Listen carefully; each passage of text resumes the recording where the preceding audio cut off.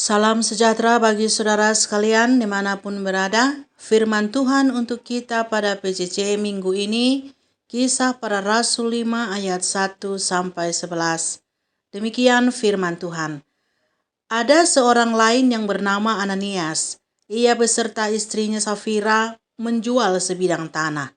Dengan setahu istrinya, ia menahan sebagian dari hasil penjualan itu, dan sebagian lain dibawa dan diletakkannya di depan kaki rasul-rasul.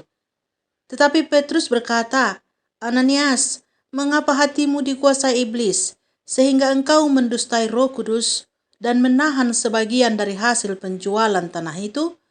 Selama tanah itu tidak dijual, bukankah itu tetap kepunyaanmu? Dan setelah dijual, bukankah hasilnya itu tetap dalam kuasamu? Mengapa engkau merencanakan perbuatan itu dalam hatimu? Engkau bukan mendustai manusia, tetapi mendustai Allah."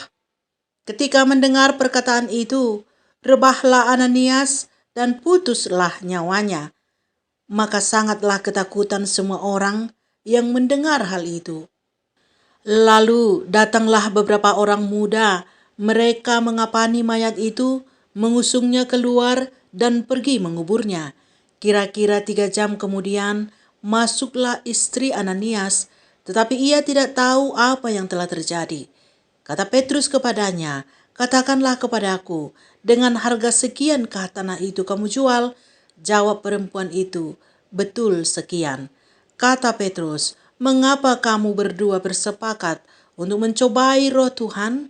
Lihatlah, orang-orang yang baru mengubur suamimu berdiri di depan pintu, dan mereka akan mengusung engkau juga keluar." Lalu rebahlah perempuan itu seketika itu juga di depan kaki Petrus dan putuslah nyawanya. Ketika orang-orang muda itu masuk, mereka mendapati dia sudah mati. Lalu mereka mengusungnya keluar dan menguburnya di samping suaminya. Maka sangat ketakutanlah seluruh jemaat dan semua orang yang mendengar hal itu. Sampai di sini firman Tuhan. Saudara-saudara yang terkasih di dalam Yesus Kristus, benar dan jujur dalam keuangan, inilah yang menjadi tema PJJ minggu ini. Keuangan tidak terlepas dari seluruh pergerakan kehidupan, termasuk dalam gereja. Keuangan diperlukan untuk operasionalnya. Namun demikian, rasa cinta uang tidak boleh ada di hidup kita, sebab hal itu adalah sumber kejahatan. Sumber keuangan gereja adalah persembahan jemaat yang diberikan dengan ucapan syukur dan rela hati kepada Tuhan. Persembahan inilah yang akan dibagi-bagikan atau dipakaikan untuk seluruh pergerakannya, supaya aktivitas di dalamnya dapat berjalan dengan baik. Demikianlah pula pada gereja mula-mula. Akibat dari pelayanan pemberitaan firman yang dilakukan rasul-rasul, semakin bertambahlah jemaat itu. Kuasa Roh Kudus yang ada pada rasul-rasul itu membuat jemaat semakin percaya kepada Tuhan. Mereka berkumpul dan makan bersama, bahkan menjual rumah dan tanahnya. Hasil penjualannya diberikan kepada rasul-rasul untuk selanjutnya dibagi-bagikan kepada jemaat sesuai dengan kebutuhan mereka masing-masing. Tidak ada seorang pun yang berkata bahwa harta yang mereka punya adalah milik sendiri, tetapi milik bersama. Namun di antara mereka ada sepasang suami istri yang bernama Ananias dan Safira. Mereka menjual tanahnya dan menahan sebagian hasil penjualan itu, lalu membawanya di dekat kaki rasul-rasul. Karena Rasul Petrus adalah orang yang dikuasai Roh Kudus, dia tahu apa yang diperbuat sepasang suami istri ini. Dia bertanya kepada Ananias, katanya, "Benarkah hanya ini penjualan tanahmu itu?" Ananias menjawab, "Benar." Lalu Petrus berkata kepadanya, "Ananias, mengapa hatimu dikuasai iblis, sehingga engkau mendustai Roh Kudus dan menahan sebagian dari hasil penjualan itu? Selama tanah itu tidak dijual, bukankah itu tetap kepunyaanmu? Dan setelah dijual, bukankah hasilnya itu tetap dalam kuasamu? Mengapa engkau merencanakan perbuatan itu dalam hatimu? engkau bukan mendustai manusia, tetapi mendustai Allah.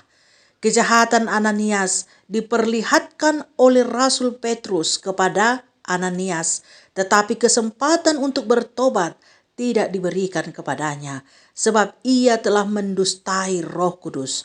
Dan seketika itu juga rebahlah Ananias dan putuslah nyawanya.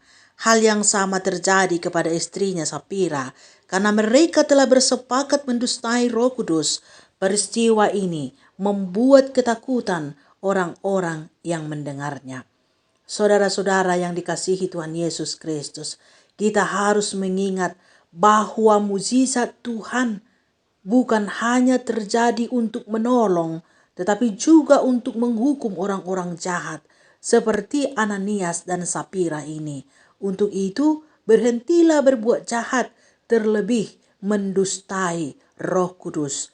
Jika selama ini dalam mengelola keuangan gereja masih ada yang berdusta, menyerahkan setoran dengan jumlah yang tidak benar, jangan lagi melakukan itu, sebab itu adalah pendustaan terhadap Roh Kudus. Sebab uang itu adalah uang milik gereja. Kalau 40% yang harus disetor dari persembahan-persembahan, lakukanlah demikian. Jangan khawatir kekurangan sambil berkata, nanti kurang untuk keperluan operasional gereja kami. Percayalah, Tuhan akan mencukupkan semua keperluan gerejanya, sebab dialah yang empunya gereja.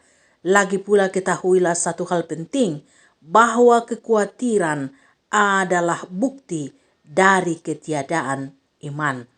Oleh sebab itu, jujur dan benarlah dalam mengelola keuangan. Amin.